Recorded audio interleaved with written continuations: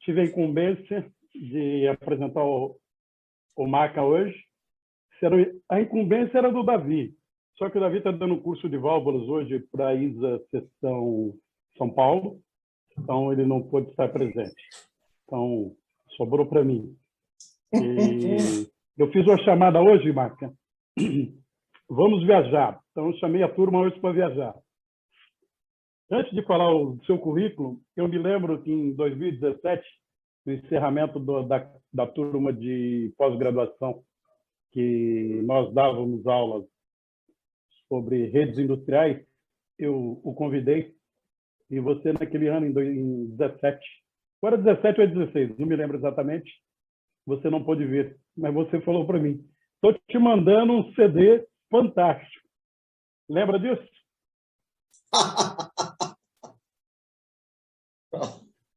Aqui simplesmente fala o futuro da automação. Aonde podemos chegar? Do professor Duster, GE 1954. Eu só dei uma pincelada, hoje eu perdi um tempinho para voltar, e eu anotei algumas coisas que a GE falava. Eu estou falando isso porque você vai viajar, você vai falar bastante, você vai falar do hoje e do amanhã, mas eu só anotei algumas coisas que a GE falava em 54. Só errou uma, hein? Só errou uma, eu sei qual é ela. Eu sofro por isso até hoje, depois eu conto no final. Vamos ver se é a mesma aqui. Então, ele falou de cozinhas automatizadas, ele falou de máquina de gelo, gravação de programas de TV, logicamente não com a tecnologia de hoje, né? Sensores para automação predial. Então, ele citava lá, exemplo, você está fora de casa, choveu, o seu sensor automaticamente vai fechar suas janelas. Câmeras de vídeo para monitoramento, ele fala lá especificamente para monitorar crianças. Ele fala de sensor de presença, você chegou em casa em 1954, nós estamos falando, gente. Eu não era nem nascido, hein? E você chegava e abria a porta, automaticamente acendia a lâmpada. Os do celular, eles falavam do celular naquela época. O rádio, uma das coisas assim, que efetivou de outra maneira foi o relógio de pulso com rádio. O telefone, o celular muito presente aqui, o telefone com telepresença. Então, tocava o telefone fixo, que a maioria a meninada de hoje já não sabe nem o que é um telefone fixo. E ia lá no teleprompter, lá na TV, e aparecia um conversando com o outro. A TV de tela plana. Um erro que eu acho que não concretizou foi os aviões iriam extrair o nitrogênio do ar e fertilizar as lavouras.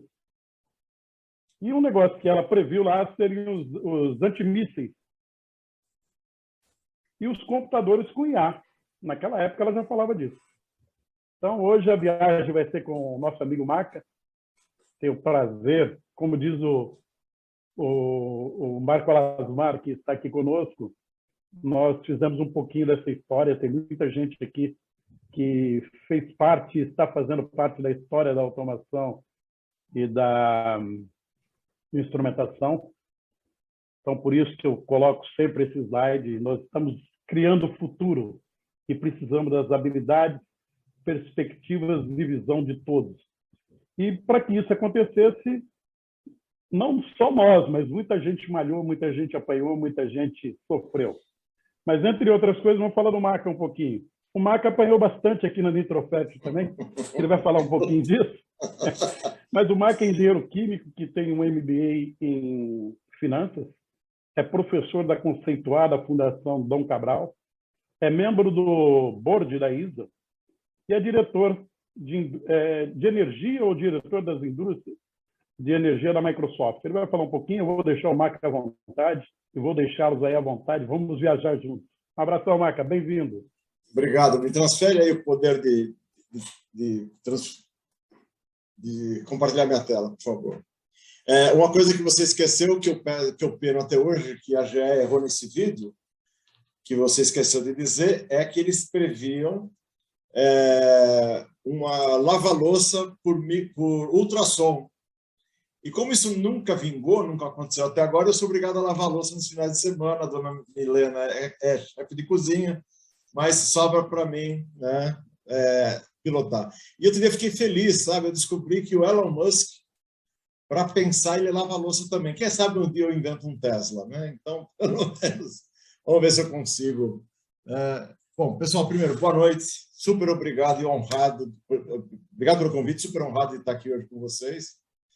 E nós vamos bater um papo sobre, já que o tema é Indústria 4.0, nós vamos fazer um embrulhamento, um empacotamento de toda essa conversa, o wrap-up que o americano fala, né? Batendo um papo sobre o que está acontecendo agora e daqui para frente. Tá? Então, vocês devem ter ouvido aí recentemente uma empresa que mudou até de nome, né? Ela chamava Facebook e agora ela se chama Meta, falar de uma coisa chamada metaverso. Tá? Então, nós vamos falar um pouquinho disso, mas antes eu queria fazer uma retrospectiva. Eu imagino que vocês estressaram isso bastante, eu lamento não conseguir assistir às apresentações anteriores a essa. Que a indústria 4.0, como é que ela começou de fato? Né? O governo alemão, 900 milhões de euros, 12 empresas, deu essa grana para ele e falou assim, breca o chinês, por favor, breca o asiático. Porque na indústria de bens de consumo, a indústria de bens de consumo movimenta 100 vezes mais do que a indústria de bens de capital. É só vocês prestarem atenção quanta tranqueira vocês compraram ultimamente pela internet que vocês não têm a mínima ideia do que fazer com ela. Tá? Mas você comprou por compulsão. Tá? E muita coisa repetida que você olhou uma vez nunca mais vai usar. Então, a indústria de bens de consumo é assim. Tá? E só que aconteceu o seguinte, o chinês olhava um modelo, uma coisa que você lançou, e ele fazia o go-to-market muito mais rápido. Aconteceu comigo numa feira, pessoal da China oferecendo peças para válvula de controle e válvula on-off. Um só fazia a esfera, o outro fazia só o castelo, o outro fazia só o corpo, o outro fazia só o engavetamento. Ou seja, eles se especializaram demais. Então, com isso, o governo alemão criou a indústria 4.0 com o seguinte sentido. Se tornar produtivo, agilizar o go-to-market, conseguir avançar no desenvolvimento, na colaboração, tudo conectado, ao mais automatizado possível. Tá? E aí o que aconteceu? Obviamente que os outros foram lá e reagiram. Não sei se vocês atentaram, mas esse ano nós completamos 10 anos da indústria 4.0, que foi chamado pelo Schwab como a quarta revolução industrial. Tá? E aí muitos modismos aconteceram, a gente vai desmistificar alguns e vamos falar como é que, juntando tudo isso, para que serve. Então, hoje nós vamos falar de comprar o smartphone e aprender a usar, né, todas as suas funcionalidades. Então, a quarta revolução, ela tem os robozinhos aí com sinal de wireless, todos interconectados, e também, pela primeira vez, algumas indústrias que já praticavam o que a gente chama de projeto colaborativo, como a indústria automobilística, como a indústria aeronaval, puxaram para dentro da indústria de processos também essa possibilidade. Então, hoje, é muito comum a gente ter sessões de ideação para resolver um problema de um algoritmo de controle melhor utilizado, ou uma estratégia de controle avançado numa indústria petroquímica. A Braskem deve ter citado isso, eles usam muito isso. Como reação da Hannover Messe 2012, que chamou a indústria 4.0 da quarta revolução industrial, na mesma época, a China lançou o Made in China 2025, e se vocês derem uma olhada, é assustador, porque é tecnologia de ponta, alta tecnologia, mas para uso interno, não é para exportação. Tá? E o Japão foi mais sensível e lançou o Society 5.0, e não adianta a gente ter todas essas tecnologias se ela não permeia todos os níveis da sociedade. A gente passa a aumentar o desnível social. E nós sentimos isso ano passado com a pandemia, onde no Senai de São Paulo, não estou falando nenhum lugar fora, longe, né, dos grandes centros, na cidade de São Paulo, o Senai São Paulo ficou com 10 mil alunos sem conectividade, porque ele tem um celular, mas ele não tinha conta, né, para acessar a internet. E também na UF, Universidade Federal Fluminense, que eu estou ligado a ela agora no outro mestrado, 13 mil alunos de vários lugares, né, que eles têm campo espalhado pelo Brasil inteiro, também ficaram sem atender as aulas remotas porque não tinham tempo de roubar o Wi-Fi do vizinho. Tá? E a Society 5.0 do japonês resolve justamente isso. Né? Como usar essa tecnologia para o bem de todos, máximo, né, de todos. E aqui no Brasil nós temos alguma iniciativa, que não vem ao caso, não é para essa palestra, mas nós lançamos o Mais Brasil, onde se espera arrumar 3,5 milhões de empregos, já completou um ano, usando inteligência artificial. E o que o professor que me antecedeu falou realmente, não adianta eu ter muito dado se eu não consigo analisá-los. Para isso, uma das ferramentas que a gente tem já é a inteligência artificial e o machine learning, porque nós, seres humanos, não temos literalmente condições, né, de absorver e analisar tudo isso. Tá? Então, essa indústria aqui, a indústria automobilística, foi a que mais embarcou tecnologia, vocês brincaram aqui, né? E sobre tecnologia embarcada, mas é realmente o bem de consumo que mais se desenvolveu, inclusive o primeiro veículo totalmente autônomo, né, que já tem no Brasil, já tem gente passeando com ele aí, já extrapolou para drones, para ROVs, então na indústria de processo também está se utilizando as mesmas tecnologias. Mas se a gente pegar a primeira definição dos pilares da indústria 4.0, que eles chamaram dos 9 pilares de avanço tecnológico, eles estão nessa mandala aqui. Então, primeiro, Internet das Coisas, o IoT, ou o Industrial Internet of Things. Depois, Big Data Analytics. O Big Data só mudou de nome, ele já existia há muito tempo, ele foi mudando de nome, ele foi ficando modernizado. Robôs autônomos, cobots e anibots. Então, hoje é muito comum, quando você faz um projeto colaborativo, principalmente na área de manufatura discreta, o sistema já diz para você quantas pessoas fisicamente aptas a fazer parte da linha de produção, quantos cobots que trabalham ajudando o ser humano e até anibots, né, são animais, né, robôs aí que se locomovem para fazer inspeções, por exemplo, onde deveria, por exemplo, colocar quase um escafandro no ser humano com o risco dele morrer se contaminando. Realidade aumentada é diferente de realidade mista. Realidade mista, ou realidade virtual, você simplesmente mergulha no mundo virtual. Realidade aumentada, você interage com o meio ambiente. Já está sendo utilizado, inclusive no Brasil, para assistência remota, para visitas remotas, para ajuda, para treinamento online, onde o cara não sabe nada do que ele vai fazer. Ele coloca o óculos de realidade aumentada, o holograma indica que peça ele tem que pegar, que torque, que ferramenta, qual é o torque. Na quinta vez ele já não precisa mais daquilo, ele tira e vai fazendo autonomamente. Então isso é um aumento de produtividade muito grande. Na parte de simulação, a gente começou com as maquetes eletrônicas, depois começamos a dar vida para a maquete eletrônica, e hoje nós vamos falar do metaverso, que é o mundo físico e o virtual, near real time, interagindo com eles. Tá? Integração de sistemas, né? Eu vi aqui alguns comentários sobre integração de sistemas. Aqui não é só integrar o sistema, mas integrar o sistema de produção com a cadeia de suprimento. Então, hoje, já é possível eu colocar escopo 3 de redução de pegada de carbono, somando toda que a minha cadeia atrás de mim também economizou de carbono e reflete no meu produto.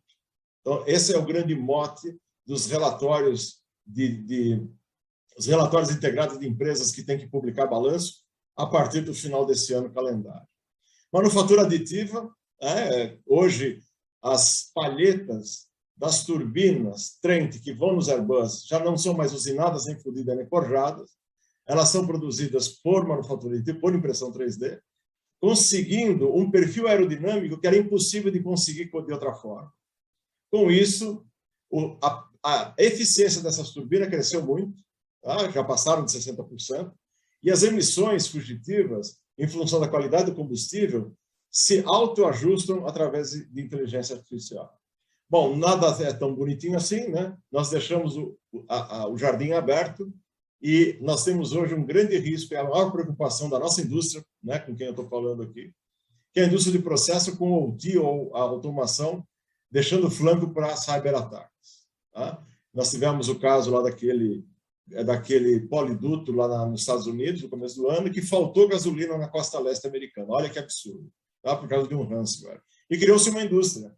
A indústria que recupera pirataria de ransomware. Ou seja, nós temos o bandido que negocia com o bandido, e no caso da Colônia Pipeline, conseguiram recuperar quase todo o dinheiro de volta. Olha que legal. Novas indústrias surgindo. E, por fim, tudo isso foi possível. Por quê? Porque antigamente eu tinha desculpa, e aqui tem vários colegas da área de automação e de manutenção, eu queria colocar mais uma medição de temperatura. Não tem espaço no hardware, não tem cartão de I/O, não tem licença. Tá? Então, o hardware físico, chamado on-prem, era o meu limitante. Então, que nós fizemos? Nós passamos a mandar para o hardware que concentrava essa informação só as informações mínimas necessárias. Então, são as variáveis de processo, né? Vazão, pressão, temperatura, nível, balanços de massa, etc.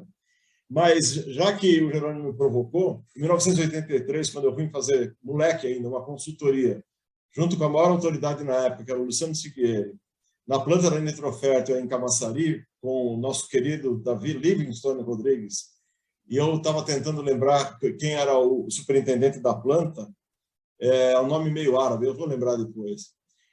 O que aconteceu?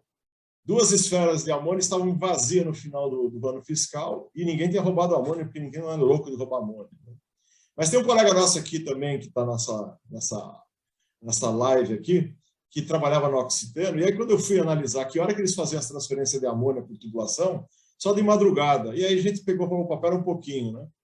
As linhas não eram isoladas e, obviamente, que a calor de 50 graus em plena Camaçari, mandava-se amônia liquefeita e se recebia vapor de amônio do outro lado. Então, os espertos aí que faziam a transferência à noite, obviamente, pegavam a amônia, né, numa concentração maior, densidade maior, e transferiam volume e ganhavam massa.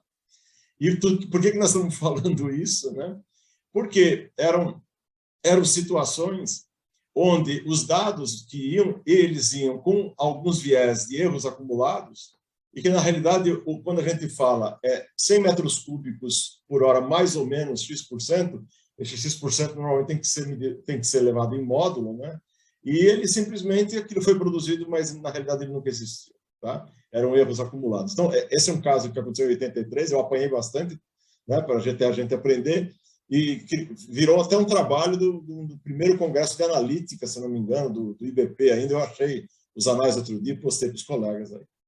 Mas com essa capacidade, então, de instrumentação, de sensorização, de IoT, como a gente chama hoje, ou IIoT, e com a capacidade de digitalização com maquetes eletrônicas, surge uma palavra chamada gêmeos digitais. O gêmeo digital hoje ele não é simplesmente a maquete eletrônica instrumentada, tá? Mas ele é também, desde a sua origem, desde a sua fábrica, desde a sua concepção até a manutenção e descomissionamento, ele pode ser totalmente rastreado. Tá? E com isso, de novo, eu ganho eficiência, tenho ganhos. Tá?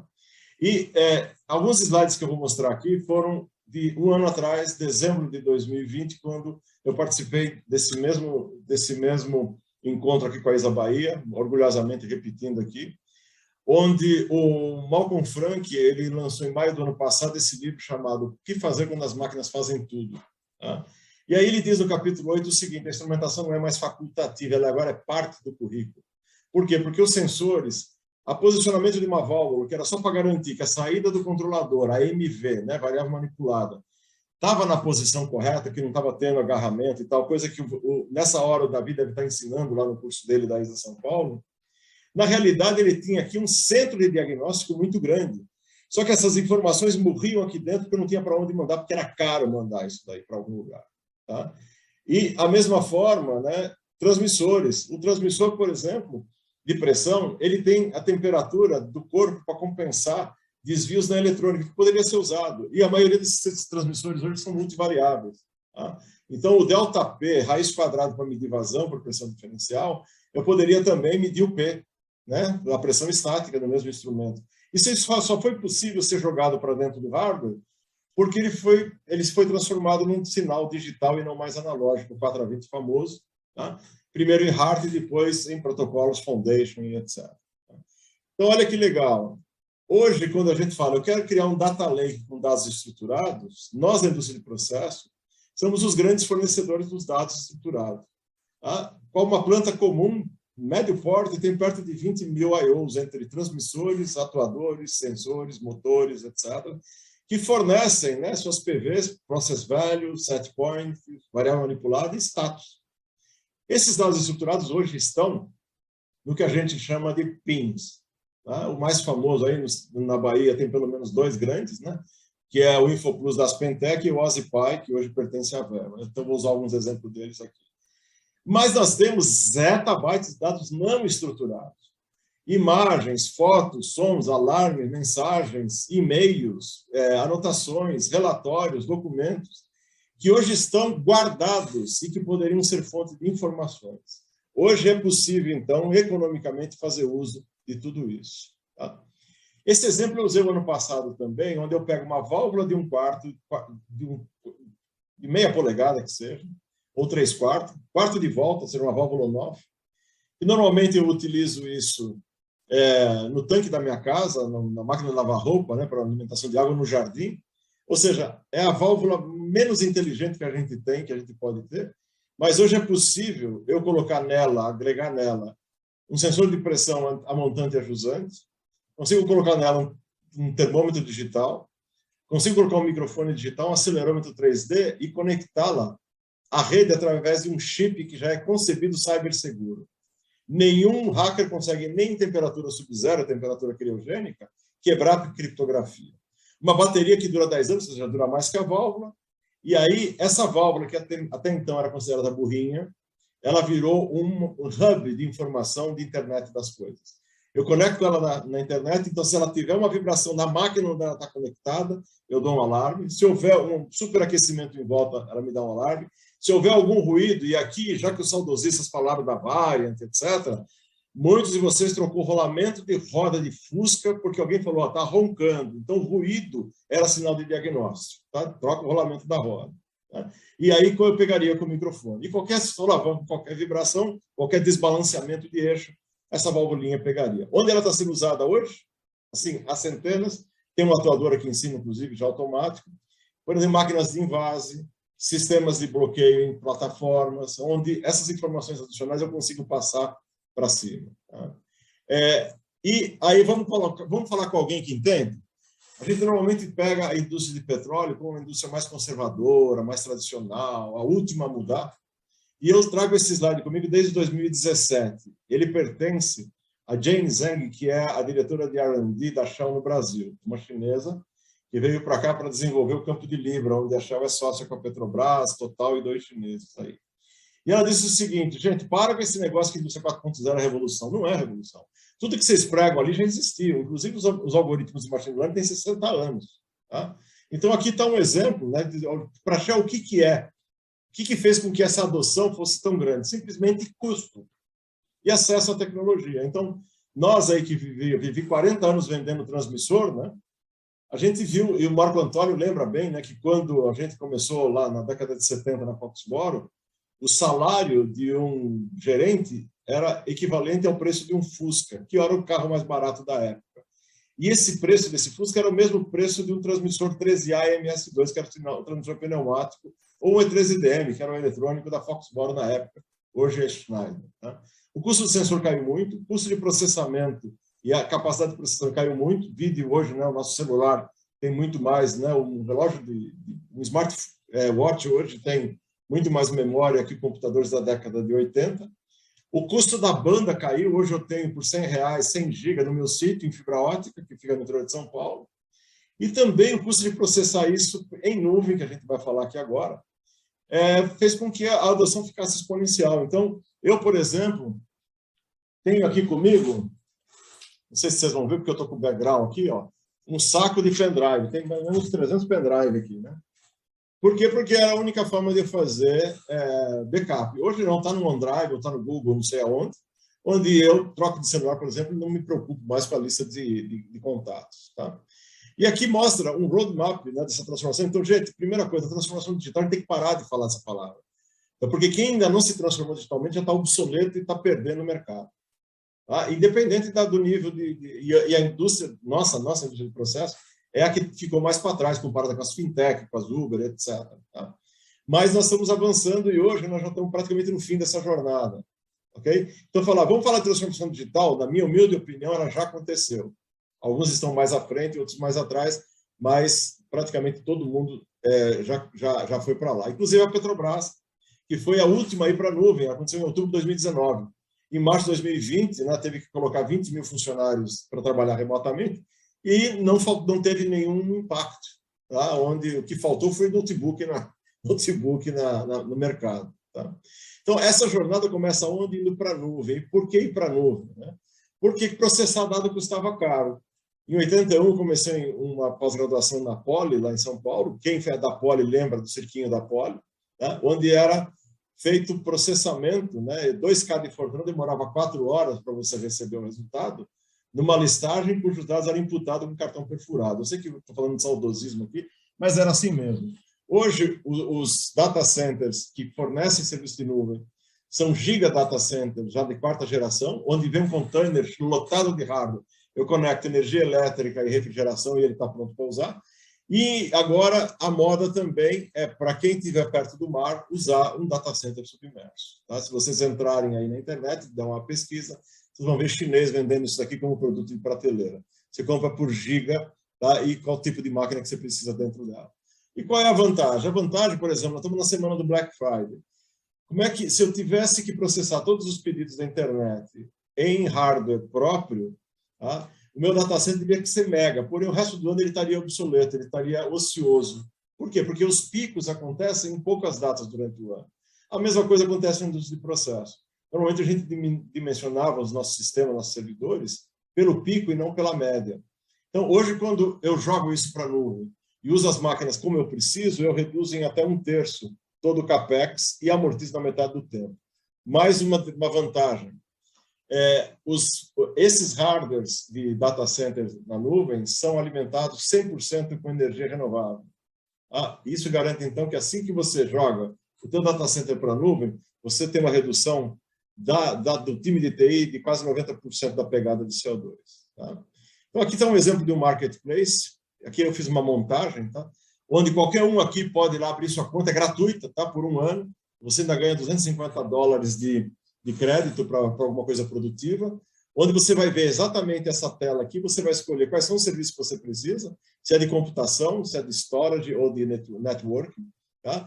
Se você quiser fazer analytics ou IoT, você pode pegar os dados diretamente do seu OSI Pi ou diretamente do seu sensor, jogar aqui e fazer o seu analytics. Se você quiser usar inteligência artificial, alguma, você pode jogar aqui em cima. Aqui embaixo está a infraestrutura das máquinas, onde elas estão fisicamente. Tá? Eu peguei um exemplo aqui de uma empresa que é do nosso segmento, né, que hoje é da Schneider, que é muito conhecida de todos.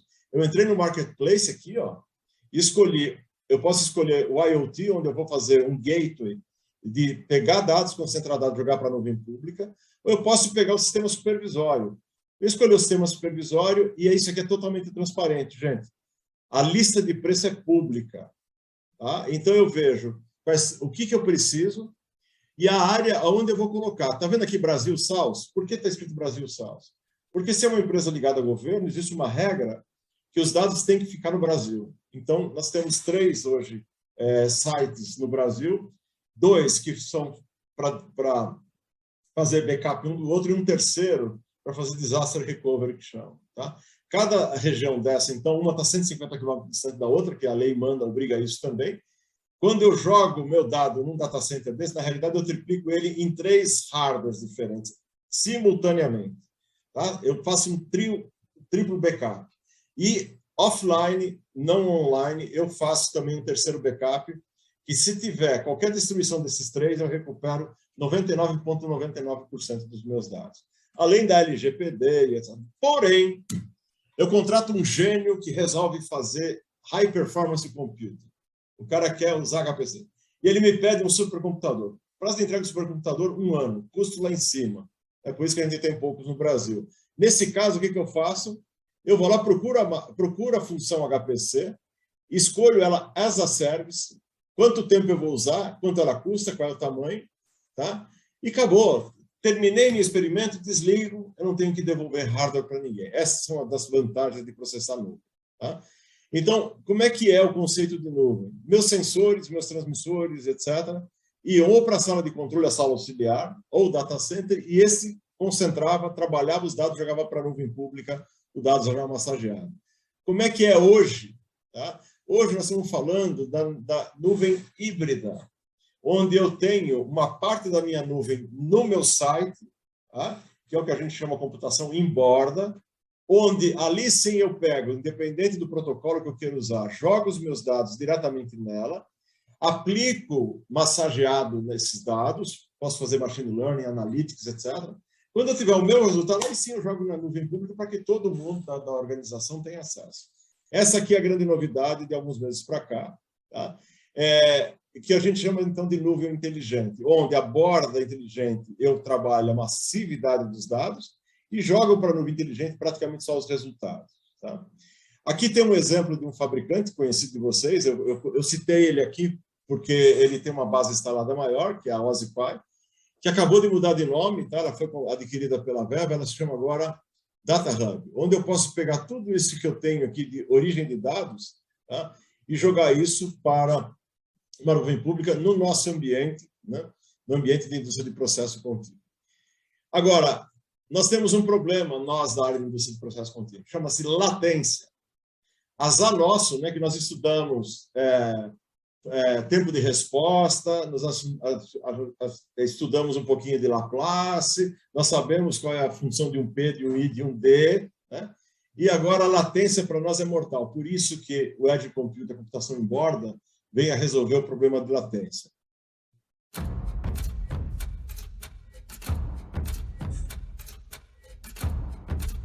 Vocês estão ouvindo o som? Sim. Ok, obrigado.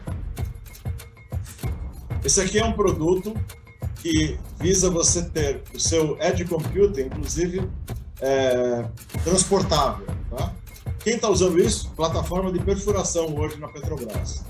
Tá? Toda plataforma de perfuração hoje tem um vídeo analytics para segurança de pessoas, onde, através de imagens, eu sei se o cara esqueceu o capacete, se esqueceu o protetor auricular, a botina, que ele está indo embaixo de uma carga suspensa, se ele está entrando por um caminho que caiu alguma peça, se ele sofreu um mau súbito e caiu. Com as câmeras convencionais, usando inteligência artificial e vídeo analítico. Nesse caso, permite também que eu use, por exemplo, drones autônomos, que não vão se trocar. Aqui, então, um exemplo de como é que isso funciona, né? Então, meus sensores e meus atuadores, jogo ele no Edge, que é um hardware que fica fisicamente na tua instalação, ele trabalha isso e joga para fora. E agora, no Brasil, nós não fornecemos esse hardware, tá? São os fabricantes de computador que vocês conhecem. O primeiro que se disponibilizou isso é o Dell, e a gente vai jogar isso no nosso marketplace. Então, se você precisar fazer um tratamento de um grande volume de dados, que você não pode ter latência, que você não quer correr risco de perder esse dado, você pode lançar mão disso as a service, tá? Acabou de usar, você pode devolver. E aqui, essa aqui é a famosa S99, sistema escada da ISA, né? Onde a gente sugere que esses firewalls sejam feitos justamente com computação em borda. Tá? Bom, acontece que recentemente, né, surgiu um novo nome chamado metaverso. Esse nome não é novo, ele é de 1992, e ele foi criado aqui pelo Neil Stephens num filme que a turma chama de filme cyberpunk, tá? Que é o famoso Nevasca, né? Ou o Snow Crash, tá? Onde ele criou um meio híbrido onde avatares interagiam com seres humanos. Então, eu tinha seres digitais, né? Seria mais ou menos hoje, nesse momento, essa nossa reunião sendo feita num auditório qualquer, só que cada um de nós aqui estaríamos sendo representado por um avatar ou por um holograma. Tá? Então, se vocês entrarem no YouTube e procurarem Vodafone holograma com o 5G, isso vai ser possível em breve aqui. Então, a próxima reunião, se for presencial e eu não puder ir, eu vou mandar meu holograma e vou fazer a apresentação daqui e vocês vão até poder apertar minha mão ali fisicamente. Tá? Então, qual é o conceito de metaverso? Onde eu consigo fazer a configuração e a convivência do cyber e do físico. Como é que isso pode funcionar no nosso mundo? Tá? Vamos ver. Esse aqui é o primeiro lançamento que aconteceu há um mês atrás. Mesh. It drives us to seek out others who feel the same way.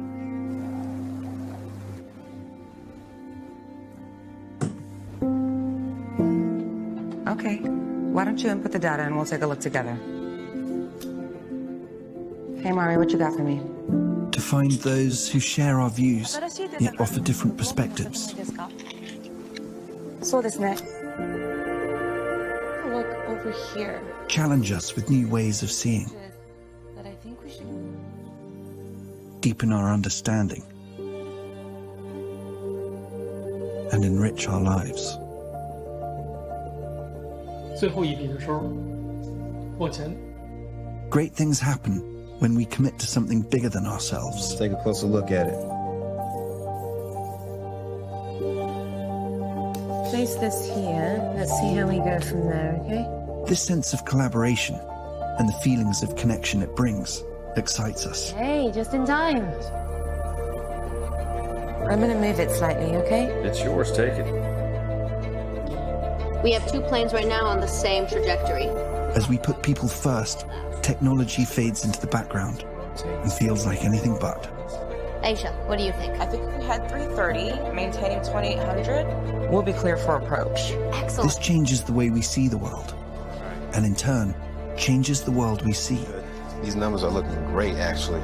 There's promise in the possibilities, and what we see and create next will stretch the imagination. Good morning, Sarah. Morning. Slowly coming towards the thumb. A world without boundaries. Good job. A lot better than yesterday. Yeah. Excellent. Slowly bring A world where technology enhances, not limits, humanity.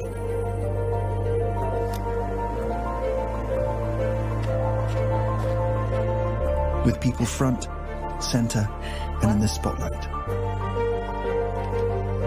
The future is here. And here can be anywhere. Bom, senhores, vocês viram aí, isso não é produto, tá? Aqui no Brasil chega em breve, principalmente esperando o 5G, né, para aumentar a nossa velocidade do 4G em 80 vezes. Tá? E aqui tem um exemplo do que o Facebook lançou, que é o metaverso do Facebook, visando um pouco de colaboração, mas mais game, entretenimento e treinamento, e a gente entrando, né, para a área industrial. O foco hoje é o que a gente chama de metaverso industrial, e eu já vou mostrar alguns pilotos que o mercado já testou. Isso aqui oficialmente foi lançado no Ignite há 3 semanas atrás. Tá? Então, qual é o primeiro contexto aqui? Nós pegamos tudo que a indústria 4.0 colocou e acelerou, né? E colocamos isso na borda e na nuvem inteligente. Tá? Então, nós abrimos esses dois aqui, como eu já tinha antecipado, tá? Porém, com soluções baseadas nos gêmeos digitais, só que o gêmeo digital em near real time representando o físico em 99,99%. Tá? Uso pesado de inteligência artificial, internet das coisas, computação em borda e 5G. Grandes empresas, às vezes, não precisam de 5G porque a conexão dele com a nuvem é através do que a gente chama de Express Route. Seria a fibra ótica que você tem da tua operadora na tua casa. Tá? São grandes fibras óticas, redes enormes e redundantes. Tá? Bom, aqui nós temos, então, o conceito de Digital Twin, como ele deve ser interpretado. Não é só a maquete eletrônica, mas é a maquete eletrônica com os dados em near real time, quase tempo real. Tá? Onde eu consigo fazer o que com esses gêmeos digitais? Primeiro, do ambiente físico, reproduzir o mais próximo possível no ambiente digital. Aqui eu tenho, aqui não sei como é que está o nosso tempo aqui, acho que faltam uns 20 minutos, mas aqui eu tenho um demo onde eu conseguiria entrar e ver toda a frota de Airbus que está voando nesse momento com turbina Rolls-Royce e saber se alguma delas, né, está com algum problema na bomba de injeção de combustível da asa direita ou asa esquerda. Ele também me avisa quem são os comandantes, me avisa qual é a próxima parada que ele vai ter, que aeroporto, quanto tempo vai ser a escala dele. Eu também sei se aquele aeroporto tem a peça ou não tem a peça, tem um técnico, e quanto tempo demora para reparar. Então, com isso, eu faço um alerta. Então, eu não espero o número de horas da peça FIFA, mas eu reservo a peça, coloco a ordem de serviço para os técnicos, e enquanto o avião estava trocando de tripulação ou trocando de passageiros para mudar sua rota, eu fiz a troca, fiz o conserto e mudei os registros da aeronave. Ou seja, não perdi tempo nenhum de produtividade dessa aeronave. Por quê? Porque essas turbinas são a service. A Airbus não compra a turbina da Rolls-Royce. Aluga e paga por hora rodada. Tá? E a Rolls-Royce é obrigada a manter a Rolls-Royce, a GE, a mantê-la funcionando. Tá? Com isso, eu consigo o que fazer? Né? Mais ou menos fazer um rastreamento de toda a história. Né? Então, vocês que fazem check-up todos os anos, né? No mesmo local, hoje normalmente você recebe uma evolução do seu colesterol e pode dizer, olha, cara, você não está se cuidando, não é?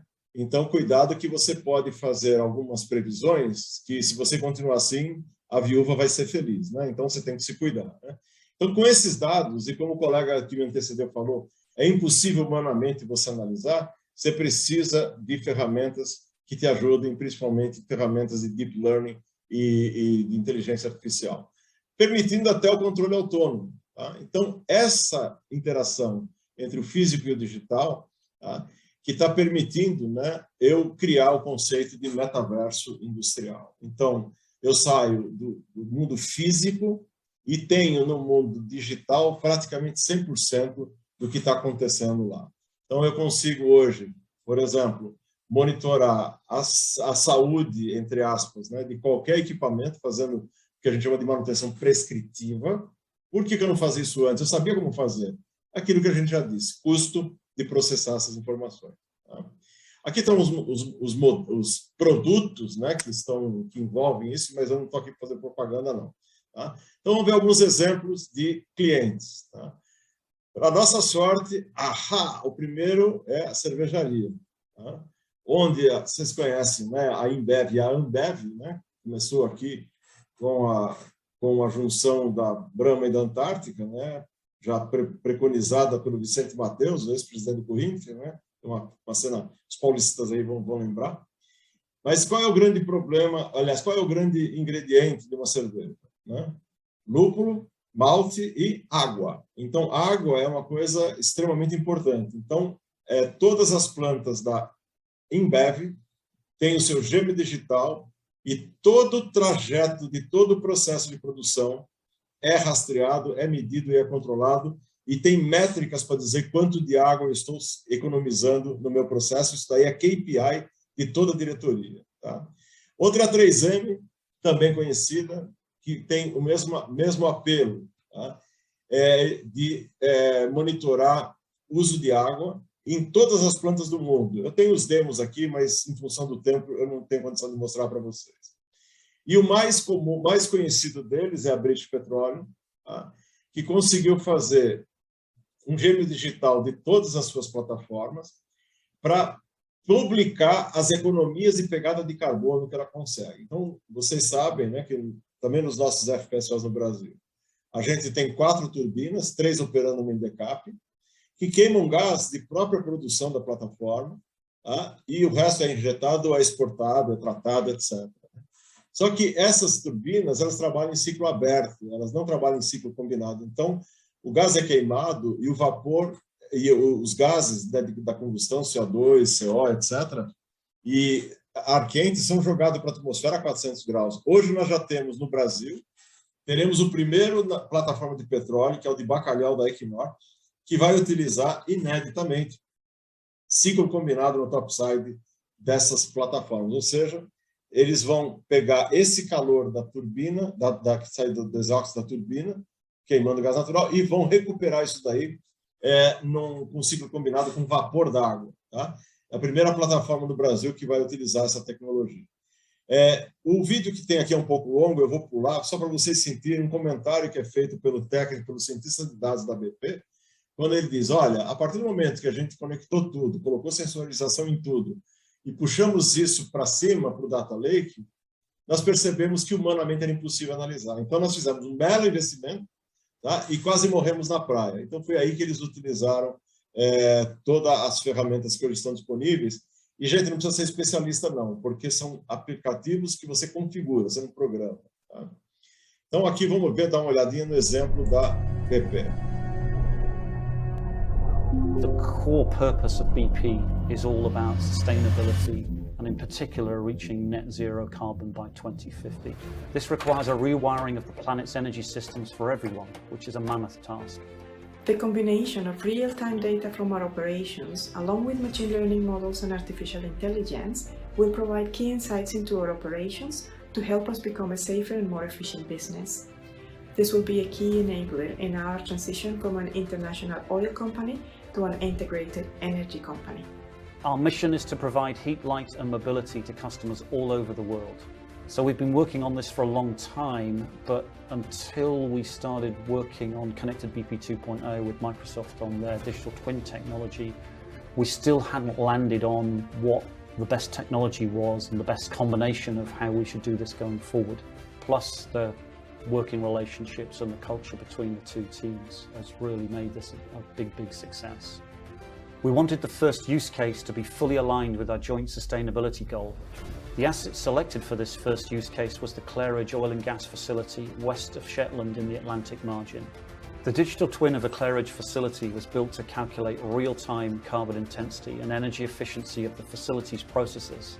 We've managed to look at the spinning reserve to see how we could reduce the spinning reserve, reduce carbon emissions from power generation. If this was rolled out across BP asset, we have the opportunity to reduce emissions by around 500,000 tonnes of CO2 equivalent per year. And by using this digital twin to look at both past data but also predict future data, it's invaluable. The ultimate intent of this use case is to create carbon-aware operations for BP's production facilities globally. Então, vocês perceberam, gente, que ele, na realidade, não estava preocupado em aumentar a produção, produtividade e nada.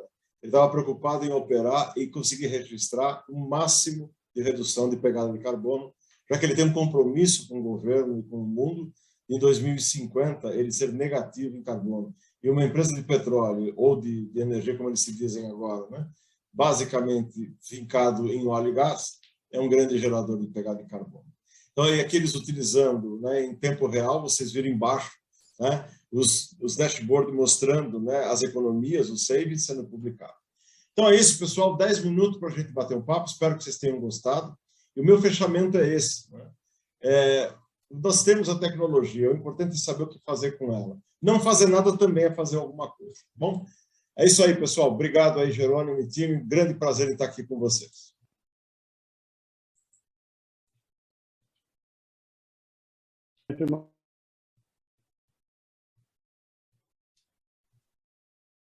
Jerônimo, você está mudo. Minha internet estava ruim. Muito bom, Maca. Como eu disse, a gente fez uma viagem, né? É isso aí. Muito boa, excelente, fantástico. E queria lembrá-lo que você pode pedir música no Fantástico. Você lembrou da última? É o terceiro ano que você fecha o nosso evento. Que honra, que honra, que honra. Já está convidado para o 4. Obrigado, será um prazer. Será um prazer, será um prazer. Eu tenho uma pergunta aí eu gostaria que você lesse, dá para você ler o chat, que é do Neurize Lioto, lá do Rio Grande do Sul. Como ela é extensa, eu gostaria que você lesse. E depois aí a gente abre os microfones para pergunta. Eu tenho algumas, acho que a turma aí deve ter bastante também.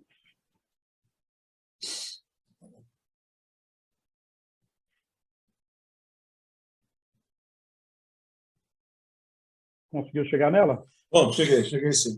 Bom, gente, o que ele diz é o seguinte, nós temos um grande volume de dados, como é que a gente transforma dado em informação, basicamente, né? E os dados, eles vêm de formas diferentes, né? Então, a coisa mais engraçada que eu tenho enfrentado aqui na Microsoft é que o pessoal de dados e inteligência artificial, eles querem, cadê meu SQL? Cadê meu banco de dados? Querem o banco de dados pronto. Então, eu demorei para explicar para esse pessoal que o dado ele não chega ali de graça. Tá? No caso da nossa indústria de processo ou de manufatura, isso vem através de um transmissor que veio num par de fios ou numa rede field bus, que entrou por um cartão de entrada e saída, passou por uma barreira de segurança, foi convertido no valor digital, entrou numa posição de memória, blá, blá, blá, blá, blá. Então, agora, tanto é que, a partir de janeiro, no Microsoft Technical Center de São Paulo, nós teremos uma sala só com instrumentação industrial da nossa, transmissores, etc., usando o Wireless HART e ISA 100, colocando diretamente na nuvem e fazendo lógica na nuvem, obviamente não uma lógica crítica, né? E devolvendo isso para trás. Eu tenho uma outra palestra que eu posso fazer para vocês, de como é que eu entendo o dado e transformo ele em informação. Tá? Então, a primeira brincadeira que eu faço é 38. Eu coloco um 38. O que é 38? É 3 e 8, né? E muita gente esquece que 38 é um algarismo arábico. Tá? Então, nós nos entendemos que os árabes há muito tempo já. Né? E agora, se eu coloco uma bolinha em cima e um C, ele deixou de ser 38 e passou a ser 38 graus Celsius. Já passou a ser alguma coisa, né? uma informação.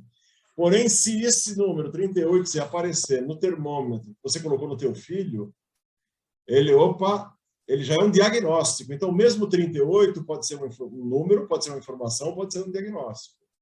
Se todas as mães do mundo, tá, registrassem qual foi a sua reação quando ela viu pela primeira vez o seu primeiro filho com 38 graus, e a gente colocasse isso num banco de dados estruturado, a minha comadre levava o Guilherme para o Einstein imediatamente, tomava antibiótico.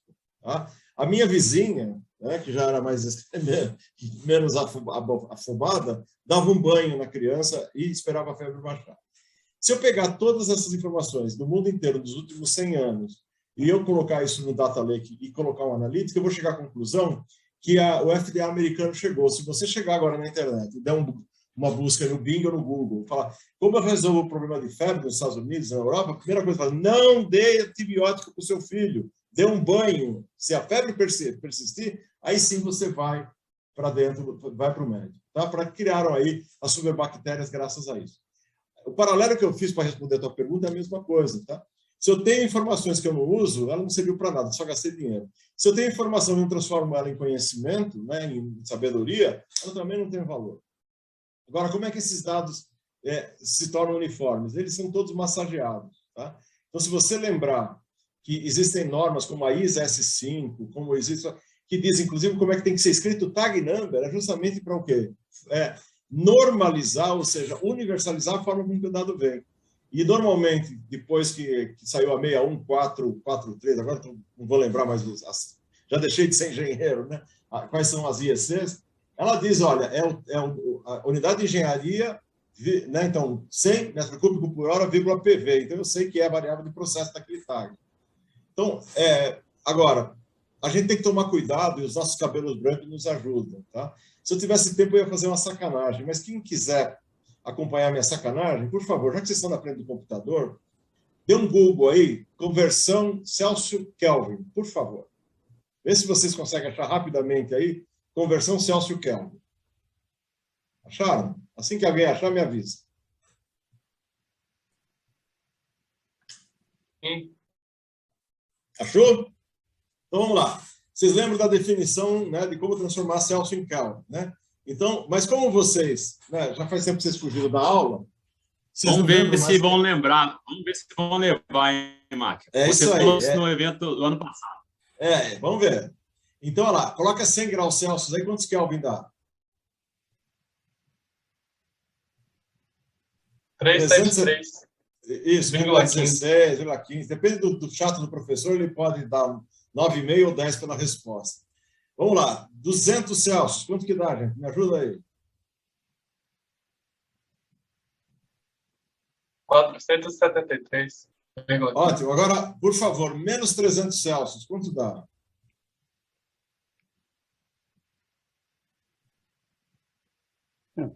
Menos 26,85, aí não poderia, né? Mas você respondeu antes, né? Você devia dizer, olha, isso não existe. Tá? Isso não existe, então, essa menos diferença... 273,15. Exato, então acabou, é o zero absoluto, as moléculas não se mexem mais. É perto desse número aí que hoje a computação quântica está trabalhando, tá? Eles já chegaram a 1100 Kelvin, tá? 1000 Kelvin, uma coisa assim, mas não chegaram no zero. Então, gente, hoje os cientistas de dados estão correndo esse risco, tá? De acreditar no resultado da máquina sem ter a capacidade da crítica ao resultado. Tá? Então, o que o colega falou tem grande razão. Eu posso pegar todas as ferramentas possíveis e chegar a uma conclusão que não serve absolutamente para nada, mas eu não tenho senso crítico suficiente, tá? para tomar a decisão. Por isso que nós, cabelos brancos, teremos ainda uma sobrevida razoável, né? Nesse mercado. Tá bom? Legal, Marco. Você falou nos gêmeos digitais. Recentemente assisti uma palestra da Vale, onde eles falam que estão trabalhando bastante com gêmeos digitais. E uma das surpresas, quer dizer, é uma surpresa boa e ruim. Ele dizendo que ele está fazendo quase tudo nas nuvens, com exceção do controle. O que você me diz disso? Bom, é o que eu falei, nós temos o problema da latência. Tá? E o Marco Antônio aqui, ele já cansou, ele já deve ter falado umas 3 milhões de vezes que não tem coisa mais mortal no controle de processo do que tempo morto, tá? Ou atraso por transporte. Tá? Então, o que acontece? Primeiro que nós começamos a fazer controle de forma burra, a gente precisa ter erro para depois corrigir o erro, né? Porque nós não tínhamos um mecanismo barato de se antecipar o erro. Hoje a gente tem, né? Já temos lógica sendo feita na nuvem, já temos, se você pegar essa válvulinha que eu mostrei para vocês, que é agora mudaram de dono, você consegue fazer lógica na nuvem, mas você não vai colocar nada crítico, você tem o problema da latência. Mesmo na computação Edge Computing, nós estamos já fazendo virtualização de máquina, ou seja, você não precisa para cada IHM ter um servidor, você já consegue concentrar hardware, etc. O problema é só a latência. Então, se é uma coisa não crítica, você pode fazer, né? Por exemplo, fechar a janela da sua casa. Se começou a chover, tá? No primeiro pingo, está tranquilo. Agora, se tiver que apagar o fogo porque o feijão queimou, tá? Meu amigo, já queimou, dançou, entendeu? Então, se vocês olharem no PC7 da Siemens, tem a opção Neo, tá? Que é lógica na nuvem. Então, aquela lógica que não é crítica, que dá para conviver com uma certa latência, vai para a nuvem sim, vai ser o chamado soft PC. A empresa Radix desenvolveu há 3 anos atrás uma prova de conceito para Exxon sobre isso, tá? Para terminais de carregamento. Entendeu? Então, isso já... Não sei se isso avançou para produção, tá? Mas já existem esses ensaios. Inclusive, a Rio Automação desse ano, que ia acontecer em maio, o tema era esse, tá? Que era justamente lógica na nuvem. Tá bom? Uhum. Ótimo. Eu teria 1000 perguntas para fazer, mas eu vou deixar aberto aí para o pessoal fazer pergunta. Pode abrir os seus microfones. Pode fazer uma pergunta, Makarovski? Claro. Não pode não. Não pode não. Alex, saudade do céu. Tudo bem? É o seguinte, é só a Microsoft que está desenvolvendo essa metaverso, assim, essa nova solução? Não. Foi a primeira para falar no industrial, no lançamento do Mesh, tá? Mas, cara, se você olhar aquele seminário web que teve em Portugal, agora, meses atrás, já tem um monte de gente fazendo, tá? Se você olhar o YouTube do Vodafone, ele já lançou isso há 2 anos atrás, esse evento, tá? Que são hologramas, onde você só precisa de velocidade de rede, só isso, tá? A tecnologia 5G vai te permitir isso daí. Qual é o objetivo? Se é só para se divertir, para fazer brincadeira, beleza. Mas não, quando você leva para o lado industrial, na realidade você está criando um avatar da sua planta de processo, onde você vai andar com ela para todos os lados. Eu não posso abrir muito aqui, porque estão todos amarrados com acordo de sigilo. Mas eu não vou dizer o nome, tá? Mas você sabe que quando o pessoal faz análise de sísmica para avaliar um reservatório, se ele vai ser produtivo ou não vai ser produtivo, né? O pessoal tem que decidir onde é que ele vai fazer furar o reservatório, e se é do pré-sal, custa $40 milhões cada poço, né? Para descobrir qual é o melhor posicionamento de postos de injeção e postos de produção. Normalmente isso é feito usando HPC, né? Que é o High Performance Computing, portanto é que a Petrobras tem 2 supercomputadores, né? O último ela recebeu há pouco tempo aí, e você precisa de muita GPU, que a gente chama, porque a análise de imagem consome muita memória, então não dá para você fazer isso no computador convencional. E com isso, você precisa de uma sala de visualização 3D. A última que essa empresa comprou fica no Rio Grande do Norte, não posso dizer o nome dela, né, e custou $20 milhões. Hoje, com essa ferramenta do Mesh, você faz isso numa mesa plana, você coloca os cientistas em volta, através de holograma, você coloca o modelo e você vai movimentando com a sua mão, com o holograma, a posição dos postos no modelo, sem furar nada. E ele vai te dando a vazão de produção do posto principal. Com isso, essa empresa lançou um programa de reduzir de 3.000 para 1.000 dias a produção de um campo. E outra, só furar um poço de produção e não ficar palitando o reservatório para achar onde é que está o centro do reservatório. Gente, quanto isso economiza? Tá? Milhões de dólares e tempo. Então, eu consigo produzir, tá, muito mais rápido, tá, do que eu conseguiria de forma convencional. Tá? É isso aí. Alguém compartilhou a tela. Alguém compartilhou a tela. Você tem que...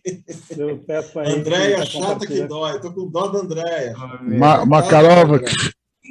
Oi. Makarovski. Maca, né? Isso. Tudo bom? Aqui é o Paim. Parabéns aí pela apresentação. Obrigado. É como o Jerônimo falou, foi uma verdadeira viagem. Agora, uma coisa que me chama a atenção é o desenvolvimento tecnológico, ele está tornando o acesso à informação cada vez mais democrático, isso em qualquer lugar do mundo. Mas, ao mesmo tempo, para aquelas empresas que não conseguirem acompanhar esse avanço tecnológico, elas vão ficar a cada dia numa desvantagem maior. Então, há uma tendência natural, se você olhar do ponto de vista geopolítico, geográfico, os lugares onde estiverem um desenvolvimento de um parque tecnológico muito mais avançado, muito mais desenvolvido, dominarem outros lugares que não tenham essa mesma condição. Então, regra de sobrevivência. Eu falo o seguinte, hoje o nosso parque industrial é relativamente pequeno em relação ao tamanho geográfico do país. Mas a tendência seria se tornar cada vez menor, se caso ele não acompanhe esse avanço tecnológico. Não sei se você compactou aí com essa ideia. Concordo com você, isso é natural, e às vezes você comete erros, né? O problema geopolítico é uma discussão longa, né? A China hoje está deitando e rolando em cima disso. Não sei se você está com uma energia, você está com uma linha de distribuição atrás de você. Você sabe, né, que hoje a maioria das gerações de distribuição está na mão dos chineses já. Sim, a gente nem prestou atenção nisso, né? Perfeito. E outros. Então, o problema geopolítico é marcar território e acabou. Isso daí é histórico e vai continuar acontecendo. Acontece o seguinte, existem políticas públicas, existem políticas de governo, existem políticas de Estado. Tá? Então, algumas políticas públicas que eu participei, que eu ajudei a desenvolver, hoje estão surtindo efeito. Então, a Iniciativa Mais Brasil, para, por exemplo, trazer mulheres para dentro da tecnologia, porque tem muito marmanjo e pouca mulher, conseguir formar 350 mil pessoas em data science gratuito. Nós já conseguimos, em um ano, perto de 70 mil, já ganharam o seu selinho, já estão produzindo. Então, não preciso ter mestrado, doutorado. Tá? Essa foi uma ideia que a Google teve. Em 6 meses, e algumas, por exemplo, na região de Petrópolis, tem uma iniciativa onde tem molecada lá que já é a maior renda da casa. Em 6 meses, eles aprenderam a fazer com low-code e no-code, desenvolver aplicativos, que ele desenvolve e vende aquilo ali, ele ganha para aquilo. Então, o garoto já está tendo uma renda de 2, 3 mil reais por mês, é a maior da casa. Tá? E essas iniciativas, algumas são de políticas de Estado, né? Ou seja, independente de qual é o governo que está aí, ela permanece. Então, por exemplo, nós tivemos a indústria 4.0 Brasil, logo no meu primeiro slide, tá? Brasil 4.0. O que o governo fez? Até dezembro do ano passado, você podia, olha só, tá? Importar impressora 3D e robô sem imposto. Isso não é política. Tá? Não desenvolve, entendeu? Agora, o pessoal da Confederação Nacional da Indústria criou a MEI, tá? Que é um grupo lá de uns 400 empresários que criaram a indústria 2027. Então, em 2027 foi feito todo um planejamento. Como eu estou ligado à academia, eu conheço isso com detalhes, tá? Do novo ensino da engenharia, onde tem 3 bases ali que tem que ser seguida em qualquer ementa de qualquer escola, se ela é pública ou ela é privada.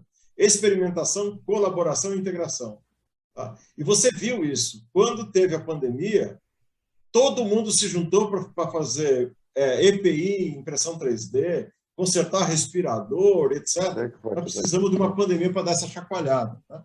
Então é o seguinte, existe preocupação? Existe. Em São Paulo, o Senai criou o Estagiário 4.0, onde eles pegaram um grupo de alunos que eram bem CDF, e nem o TEC, aí, o Marco Antônio, que demorou 5 anos para entrar no ITA, mas não escolheu outra faculdade, não desistiu, 3 só? Desculpa. Então, e ele pegou esse grupo, sabe qual era o salário dessa molecada? Era perto de 7 mil reais. Então, eles pegaram os melhores das escolas, né? Eles tinham um certo mínimo de exigência, mas não precisava ser só do ITA, da Poli, etc. Qualquer escola pública, ETEC, FATEC, etc. Eles criaram então esse grupo de estagiários para ajudar as empresas a implementar os conceitos da indústria 4.0. Se você quiser, depois eu compartilho um estudo da Fundação Dom Cabral mostrando onde é que estão os gaps. Tá? Tem um estudo da Abimac também mostrando quais são os gaps. Então, o cara achou que comprou uma impressora 3D tá? Ele já estava atualizado em termos de indústria 4.0. Não é. É mais ou menos como usar Foundation Field Bus para pegar a variável de processo. Rapaz, você tá, sabe, é o que o colega falou, comprei um smartphone de última geração e só uso para ligar para a sogra. Pô, você está subutilizando a tecnologia. Legal, Marcos. O Gebauer quer fazer uma pergunta? Gebauer, fica à vontade. Quero fazer uma pergunta. Vamos lá, Gebauer, manda ver. Desculpa, senhores, foi engano. Eu quero fazer uma pergunta. Pode fazer. Jorge Humberto. Jorge Humberto. Eita, não quanto tempo, hein? Quanto tempo? Marco, é o seguinte, você falou uma coisa interessante aí a respeito dos computadores quânticos, certo? Então, no passado, nós tínhamos problemas com o CLP por causa da questão do estado lógico, ok? Sim. Porque os PLCs são binários, certo? Então, muitas vezes, por um erro, já tive a oportunidade de ver, por um erro de programação, ele ia para um estado negativo quando deveria ser positivo. Sim. Os computadores quânticos, eles trabalham com qubits, ok? Existe possibilidade, ok, que a gente atingindo temperaturas no zero absoluto, com computador quântico, eles tomem decisão? Bom, vamos lá. Uma coisa é computador quântico, outra coisa é computação quântica, tá? Então, por favor, dá um Bing aí, por favor, porque eu não posso falar do concorrente. Microsoft Quantum Computer. Você vai lá e eu vou te dar 2 qubits de graça, tá? Para você brincar de computação quântica, tá bom? É de graça, tá? Vai lá, por favor, faça. Tá? Ali você vai encontrar parceiros como a Honeywell, que é uma das que está mais avançada. Você vai encontrar Toshiba, tá? Que são os que estão disponibilizando. Alguns são pagos, alguns são... E aí, quando o colega estava falando das válvulas on-off, da Ascoval, eu estava rindo, né? Eu falei, olha aí, você está falando do bit, né, a válvula on-off, e o Davi está falando do qubit, porque ele está modulando a válvula lá no curso que ele está dando. Né? É a diferença entre o bit e o qubit, entendeu? Então, gente, vamos desmistificar. A computação quântica já está aí, ela não é para substituir a computação convencional, porque eu preciso trabalhar o dado na computação convencional para jogar para a quântica, tá? E as aplicações são mais na área de otimização. Por isso que a Honeywell, que é uma considerada histórica aí nessa área de otimização do processo, está partindo na frente, tá? Então, Microsoft Quantum Computing, brinque lá. Tem 2 qubits para você brincar, tá? E você vai ver que a programação é super simples, tá bom? Além disso, aonde que vai ser a grande aplicação do qubit, tá? Da computação quântica? Não é muito na nossa área, na área de processo, mas sim no setor financeiro. Por quê? Quando você liga seu WhatsApp, a primeira coisa que aparece lá, o que é? Você está protegido por criptografia de ponta a ponta. Tá? Então, você não... Uma chave criptográfica de 2048 bits, num computador quântico e num computador convencional, o computador convencional demoraria para quebrar os números, né? A sequência de números de 2048 números, cada um de 0 a 9, 100 milhões de anos. O computador quântico faz isso em 100 segundos. Se vocês quiserem, eu posso fazer uma outra apresentação sobre isso para vocês. Tá? E aí é que está o grande medo da computação quântica. Né? Se os caras começarem a usar isso para quebrar criptografia, nós estamos ferrados. Ainda bem que está na mão de poucos. Tá? Mas vai lá brincar. 2 qubits eu dou de graça. Tá lá. Eu não, Microsoft, desculpa. É o parceiro da Microsoft. Desculpa, estou sendo arrogante aqui, mil perdões, pelo amor de Deus. Primeira pessoa, né? Tá, sabe por quê, Marco, eu estou perguntando isso? Porque o detalhe é o seguinte, na física quântica, tá, os próprios chineses já estão desenvolvendo algumas coisas na área de entrelaçamento quântico.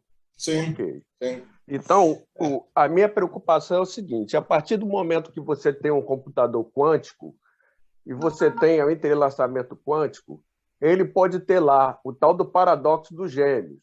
Okay. Sim, mas isso pode... já está. Eles já estão com 400 qubits. Já tem computador quântico economicamente rodando com 400 qubits. Tá, aí a pergunta que eu te faço é o seguinte.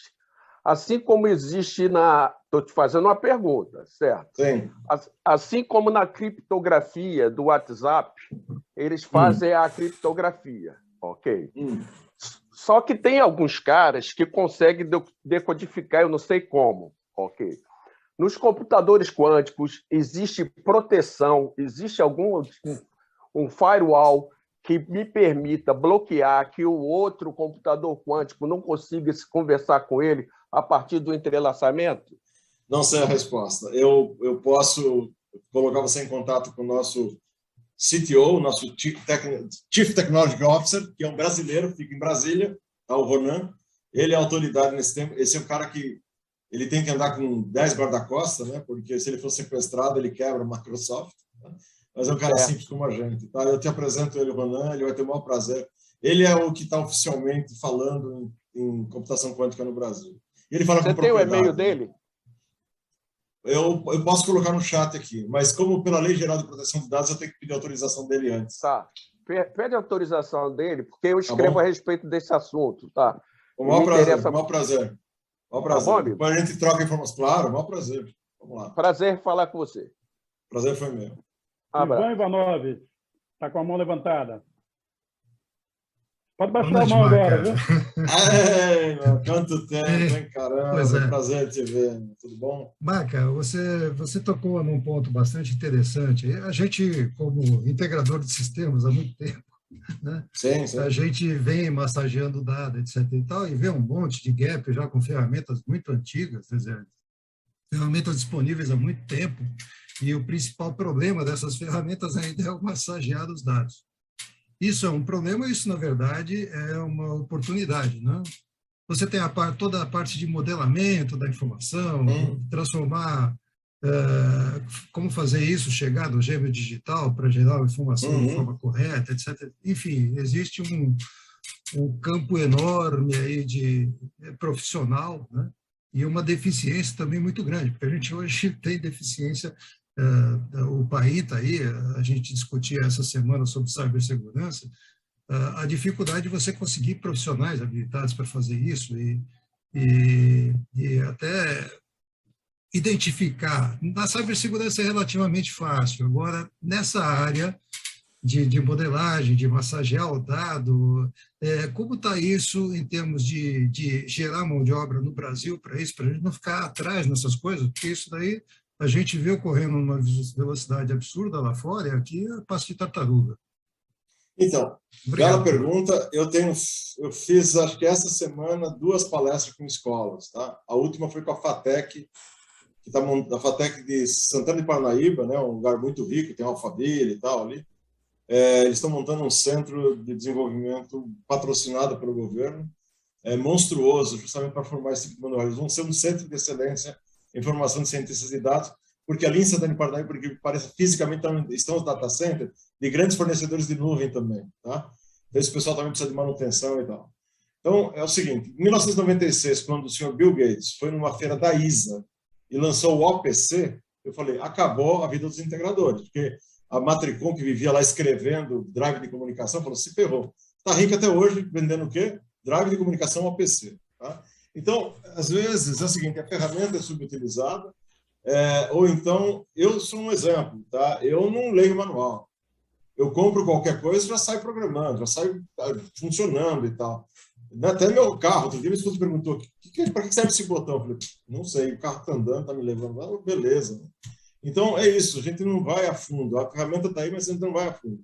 Essa semana, e outra, atualização, sabe, Ivan?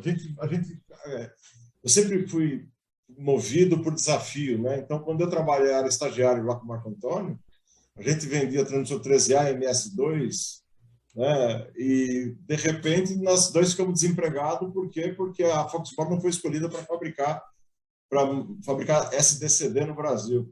Um olhou para a cara do outro, eu lembro como se fosse hoje, ele falou, eu quero ser feliz. Eu lembro como se fosse 1985, janeiro de 85.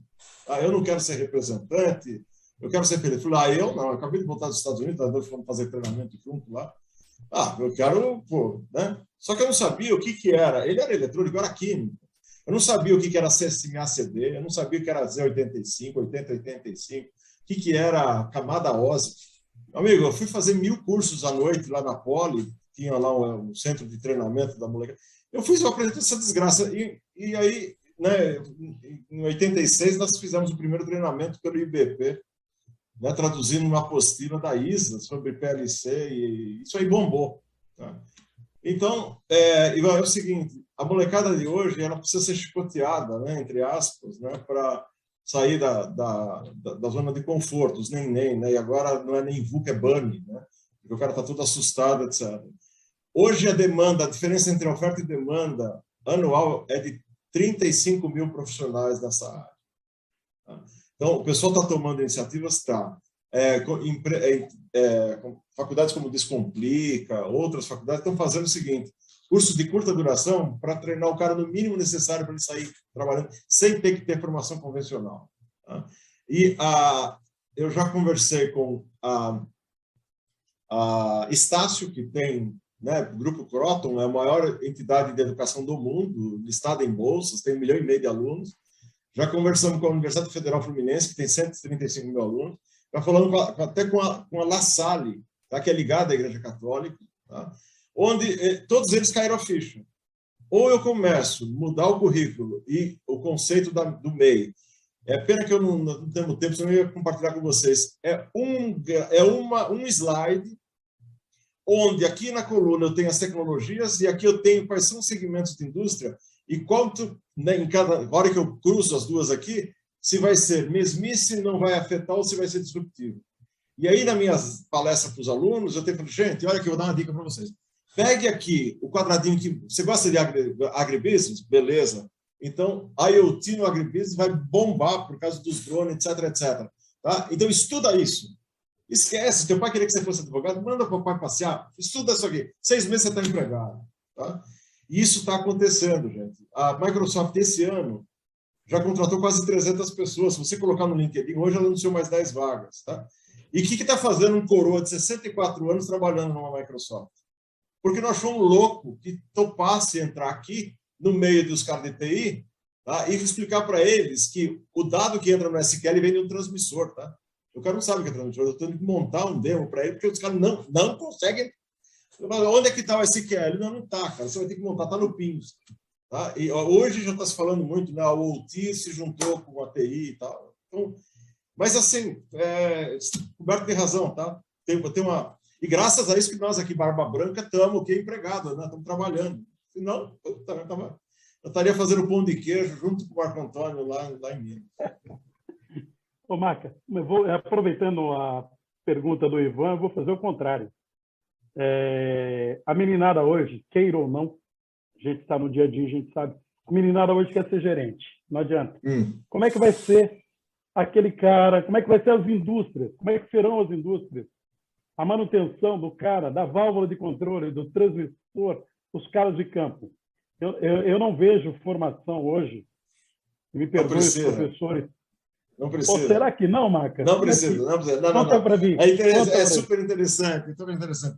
Vocês têm aí na Bahia mesmo, se não me engano, a Flux representa o RealWare, ela está já usando vestíveis para fazer manutenção.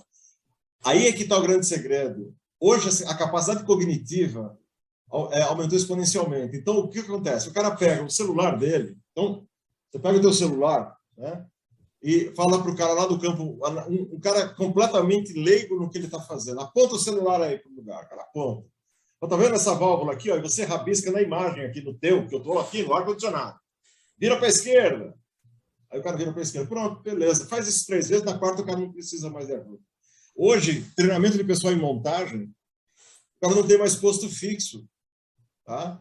Pena que não temos tempo aqui, mas o cara, ele coloca o óculos de realidade mista, realidade aumentada, o holograma aparece na frente dele dizendo, faça esse caminho e vá até essa caixinha e pega essa peça. Ela vai lá e pega. A pessoa é, sabe, analfabeta em tudo, entre aspas, né, da aplicação. Ela pega a peça, encaixa aqui, tem o desenho para encaixar aqui. Ela encaixou, pega essa ferramenta que está do lado, dá o toque necessário. Pronto, parabéns, você acertou. Faz isso 5 vezes, na quarta ela tira o óculos, ela está fazendo. No dia seguinte, ela está com uma outra tarefa. Se você pegar a pirâmide de retenção do conhecimento, 90 e poucos % da retenção do conhecimento é daquele que aprende fazendo e ensina outros. Tá? E isso está sendo aplicado, sabe aonde, gente? Não posso dizer o nome da grande operadora de petróleo, que eu não estou autorizado, tá? Mas isso está sendo feito nas refinarias, onde grande parte dos acidentes acontecia quando o cara chegava lá com a prancheta aqui, ó, válvula de bloqueio, fechar a válvula B e abrir a válvula A. E, né, o cara fazia o contrário. Então, hoje, o que acontece? Ele já não tem mais a prancheta na mão. A hora que ele chega ali, ele recebe um holograma, tá? E tem um supervisor lá remotamente dizendo, não. E outra, ele não precisa... Como ele tem que usar protetor auricular, ele se comunica através da caixa craniana. Tá? Então, o cara pode estar um barulho de compressor do lado dele, que nem o compressor de Etena, da antiga Copene e da Unib, que ele está ouvindo o que o cara está falando. Está com as mãos livres, ele faz o movimento, parou, beleza, tchau, fui. Isso já é realidade, tá? Já é realidade. Então, assim... Oi. Oi, boa noite, Silvia, da CBR. Oi, Silvia, tudo bom? Quanto tempo Bem, também? Sim, boa noite a todos. É que você está tocando num ponto aí, acho que foi o Jerônimo que perguntou, a questão do profissional no campo, né? E aí você está falando que através de realidade aumentada, de holograma, vai dar para fazer. Esse cara do campo, esse especialista, ele vai estar lá no ar-condicionado e alguém, qualquer um, vai estar lá sendo orientado por ele. Mas, de certa forma, esse profissional, esse especialista, que seria o cara do campo de hoje, eu preciso dele. Ele vai estar lá no ar-condicionado. Quem é esse cara que vai estar no ar-condicionado? Eu tenho esse cara, aqui, eu tenho formado. Como é que eu formo esse cara? Olha em volta, gente. A idade da pedra não acabou por falta de pedra, né? Sempre essa piada, né? Então a gente vai se modificando. E olha, e sucessores vêm, tá? Eu tenho amigos hoje que são mecânicos de automóvel. O cara é formado em engenharia mecânica, tem mestrado, mas ele adora meter a mão na graxa. Isso não vai acabar, essa geração, gente. Vai sempre ter alguém, tá, que esteja interessado. Óbvio, nós temos que atrair essas pessoas. Então, a indústria de petróleo, hoje a molecada, nós estamos discutindo isso, por exemplo, no âmbito do IBP, a Isabel Vaclavec, que é a diretora de R&D da Total, as filhas dela brigam com ela todo dia. Mãe, a senhora ainda tem coragem de trabalhar numa empresa suja, que é a indústria de petróleo? E outras não querem nem ser gerente, tá? Elas querem ser empreendedoras. Elas querem, em um ano, já ter um unicórnio, vender por $1 bilhão e viajar, passear, etc. Acabou o planejamento de longo prazo. Eu dava palestra de mentorização, onde eu falava, carreira que vamos seguir. Eu planejava a vida do cara até os 60 anos. Hoje não. Hoje a retenção... Sabe qual é a média de retenção de jovens abaixo de 25 anos na Microsoft Mundial? 1 ano e 3 meses. E o variável dele é tão grande que ele recebe mensalmente, no mínimo, em média, 2 salários. Sabe o que o concorrente Google faz? Dobra. Tá? E fala, por 2 anos você não precisa fazer sua cota. Você tem full o seu bônus. Sabe o que acontece? 2 anos depois ele volta. E esse ping-pong existe. Então, hoje, a atração, se a gente lembrar de Maslow, né? O que atrai uma pessoa, a sexta coisa é salário.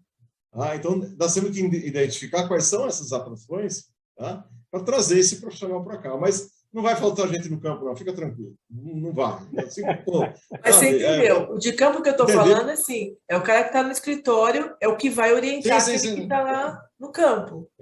Então, seja quem for. Ele vai estar disponível mais cedo. Tá? Não vai esperar, né? Nós aqui, os cabelos brancos, tá aqui tudo na faixa dos 60 plus, né? Para não entregar algumas idades aqui, né?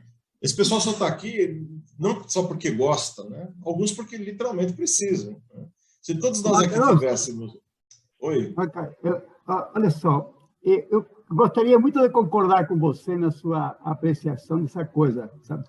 Mas a minha experiência de campo, digamos assim, no momento, ela diz que o que você está falando é assim uma utopia no momento, né?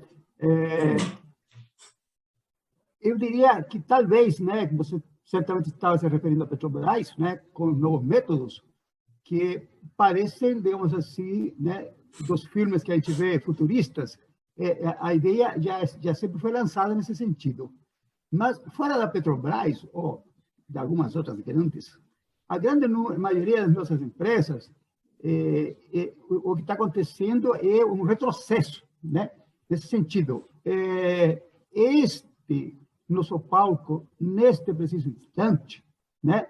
se você olha para as caras das pessoas, você não está vendo a minha, mas você me conhece, né? Veja a faixa etária com que estamos, né? Então, eu diria que quando eu tinha mais ou menos a metade da idade que tenho hoje, né, nós participávamos, o nosso grupo técnico tecnológico, éramos nessa faixa etária, e que parou no tempo, né? Neste momento, nós estamos falando as mesmas pessoas que falávamos 40 anos atrás nos mesmos temas, né? A gente não vê gente nova vindo para o nosso mercado.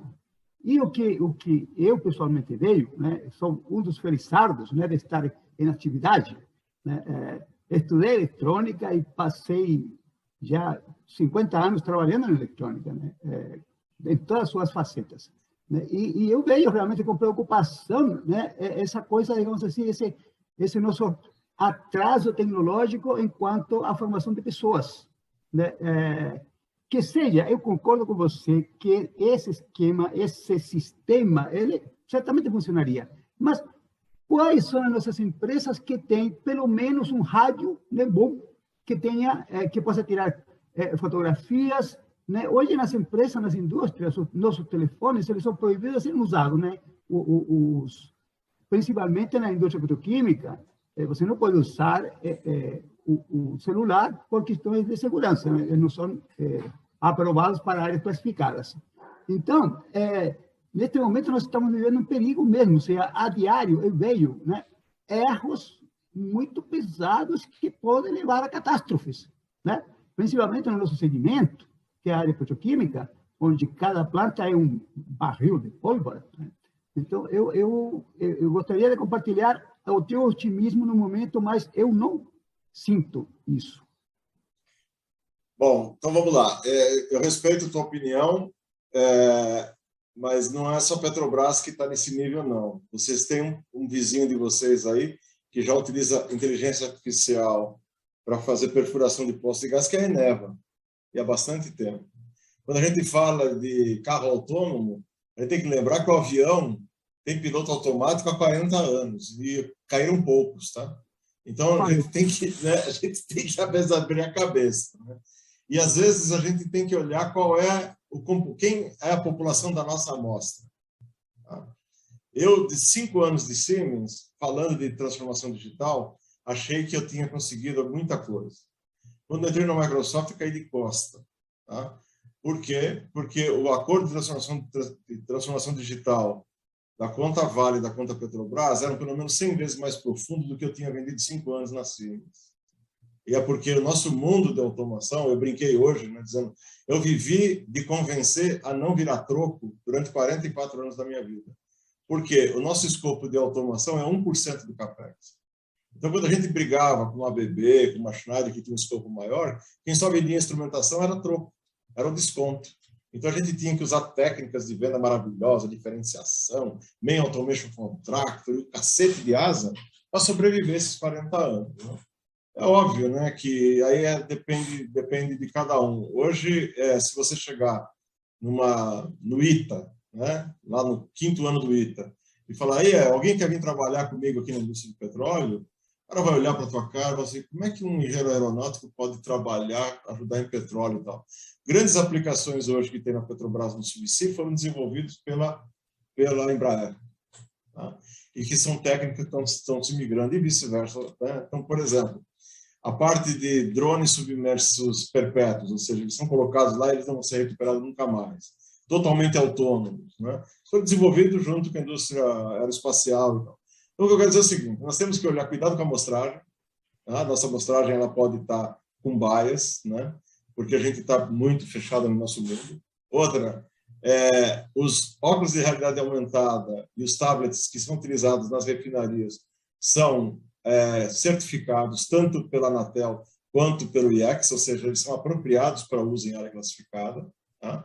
E essa discussão, eu lembro, o Marco Antônio vai lembrar, que teve reuniões do GRINST, tá? Que a gente discutia qual era o impacto da instrumentação eletrônica no ambiente, né, da COPEN, etc. E tal, com paus tremendos. Tá? E outras seria 0 a 50 mA ou 4 a 20 mA. Paus tremendos. Depois entrou aí a prova de explosão intrinsecamente seguro, outra briga. Depois, barramento de campo, outra briga.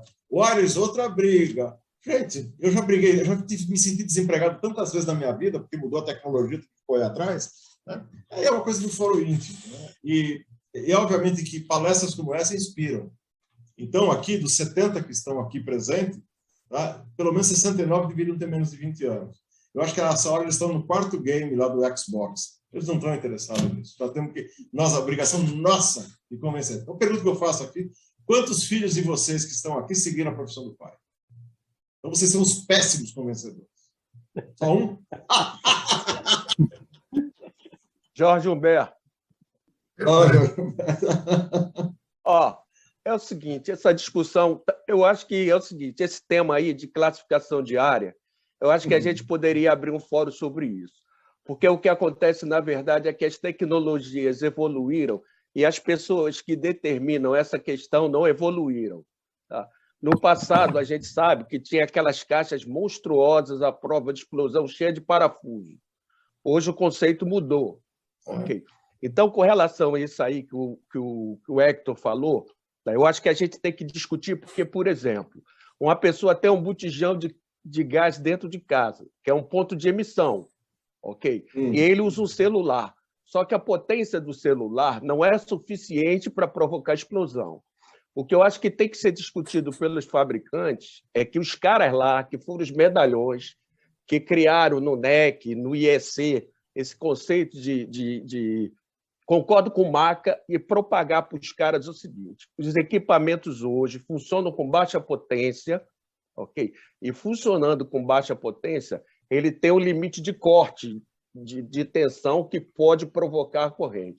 Então, eu acho que isso é um tema que a gente poderia posteriormente discutir, ok? Porque é um tema importante, porque tem muito dinheiro sendo jogado na lata do lixo, tá? Muitas empresas perdendo licitação, até mesmo pela exigência de equipamentos que são desnecessários determinadas proteções, ok?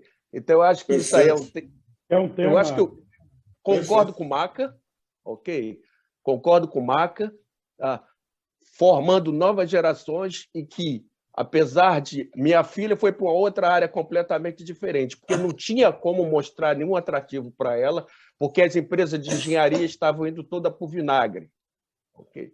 Então, hoje, fica muito difícil a gente trazer a juventude para o mercado da gente, quando o mercado do hip-hop, o mercado da música, é muito mais atraente para eles. Ok. Então, eu acho que a gente deve fomentar... tecnologias novas, né? Então, olha, só para fechar essa linha de raciocínio, tá? Uma colega minha da CIB chegou para mim e falou assim: Marco, dá para você conversar com meu filho? Porque eu queria que ele fosse engenheiro e tal. Eu levei ele para passear lá na Poli. Nossa, ele quis sair correndo. Eu falei: não quero estudar aqui, não. Aí eu falei: mas por quê?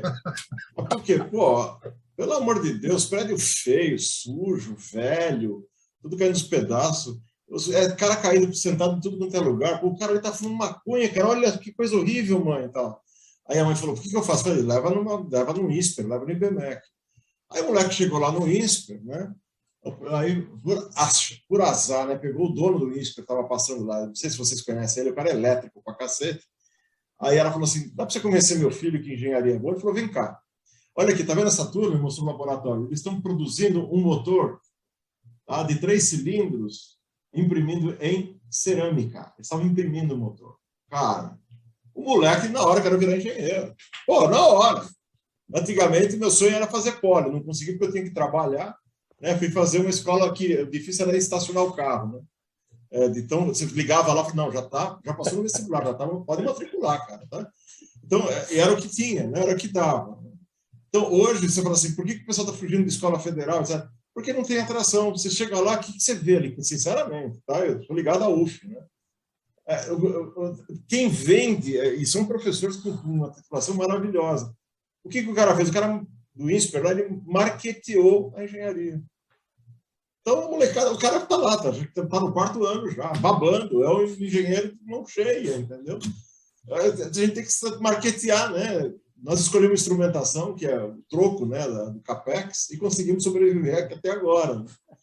E assim vamos. É uma questão de saber vender, gente. Olha, não existe negócio mais antigo do que a igreja, vocês sabem disso. Né?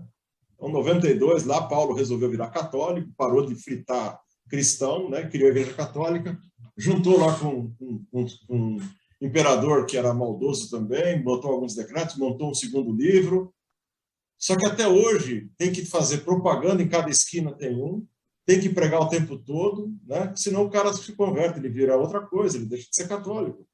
Então, se uma indústria que tem, né, 2000 anos precisa de toda essa propaganda, por que a nossa, que tem 50, a gente desiste fácil? Entendeu?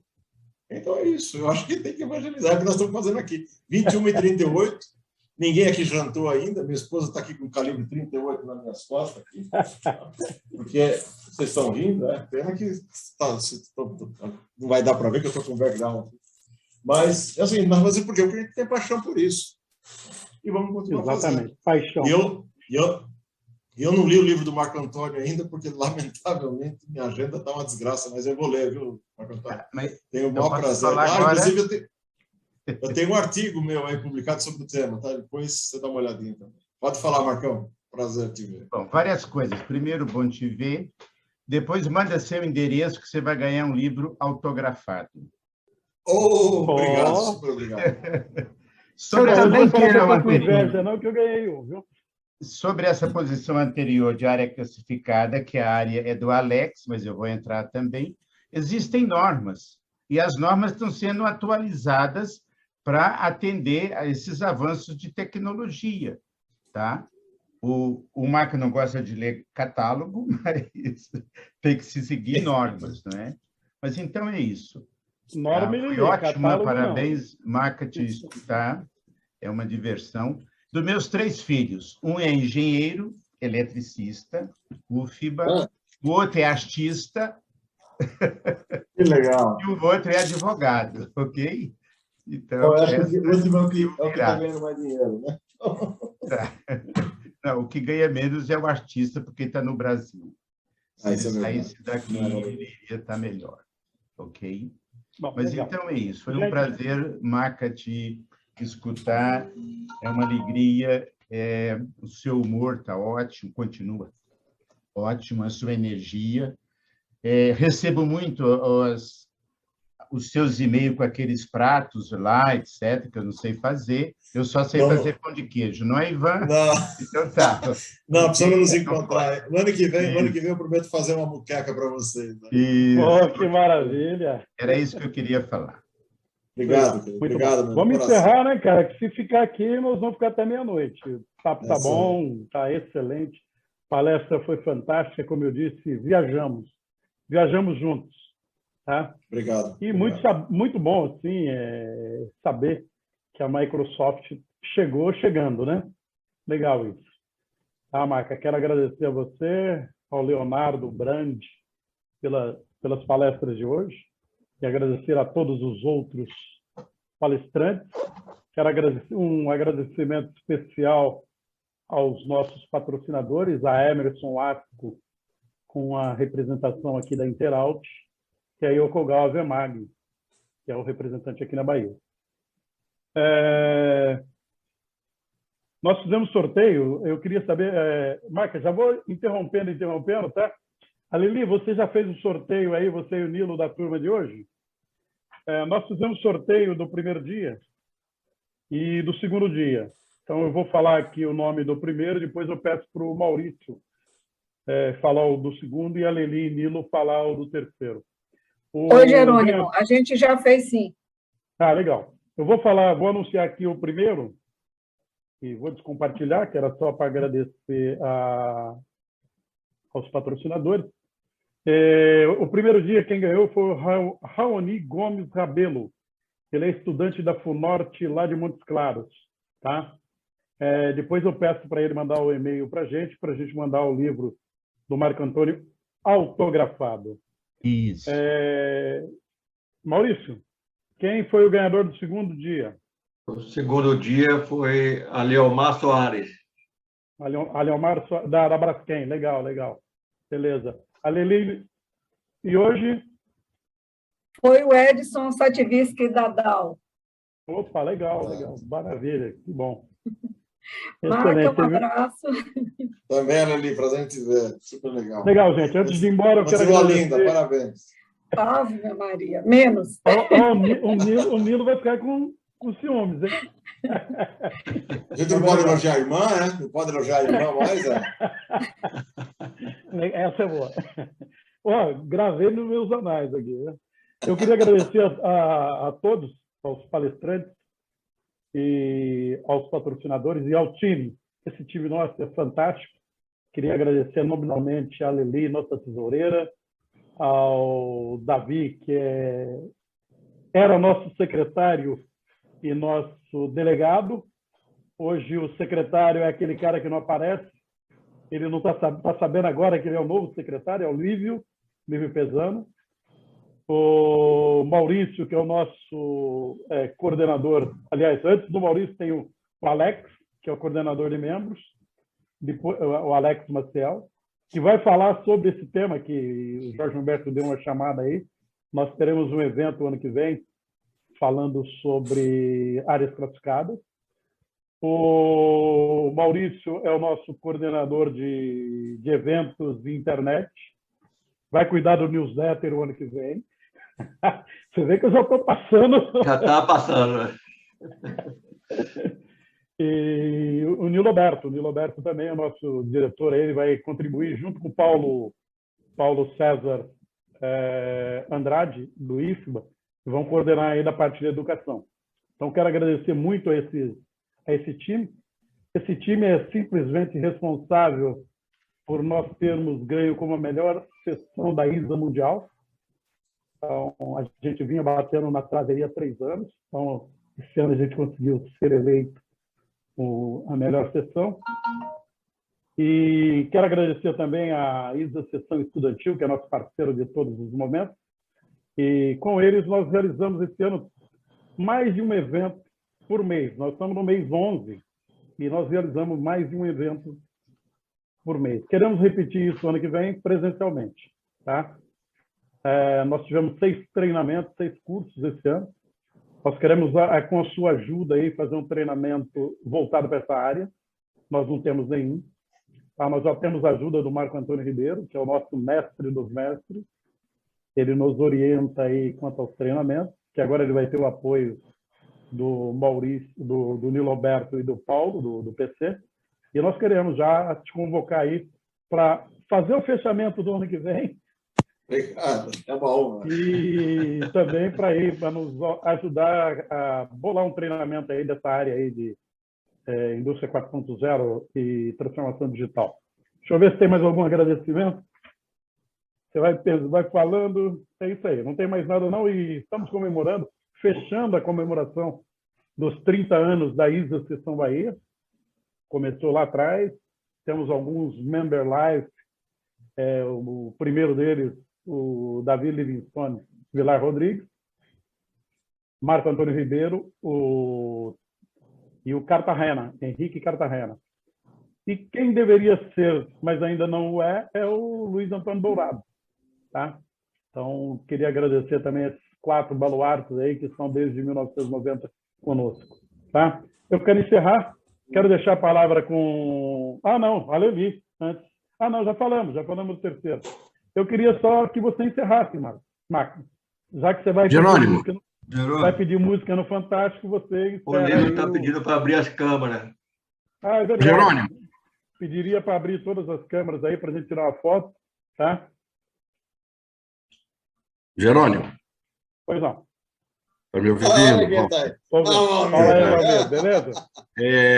Excelente apresentação, organização. Boa noite a todos aí. O Maca, ele sempre nos surpreende, né? Ele é como o vinho, né? Quanto mais tempo, não é que é mais velho, né? Fica melhor. E ele precisa moderar com aquelas coisas que ele vem postando aí, porque não dá só para ficar olhando, né, Maca? Vamos melhor, né?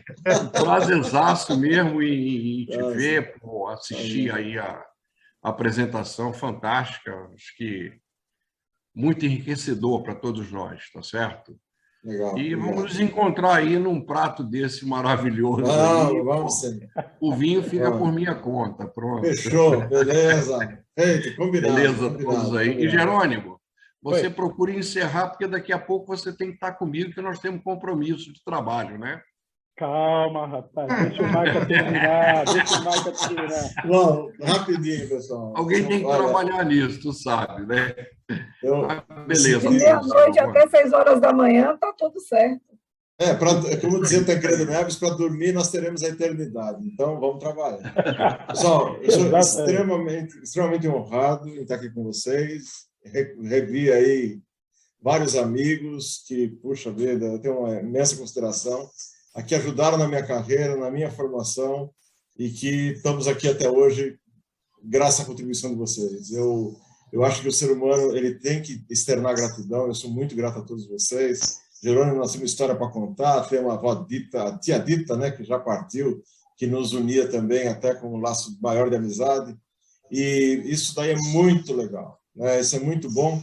Aqui várias lembranças, enquanto eu estava vendo o nome de vocês e o rosto de vocês aqui, eu comecei a lembrar de passagens antigas, e esse saudosismo é bom, porque a próxima vez que a gente se encontrar, todo mundo trivacinados, né?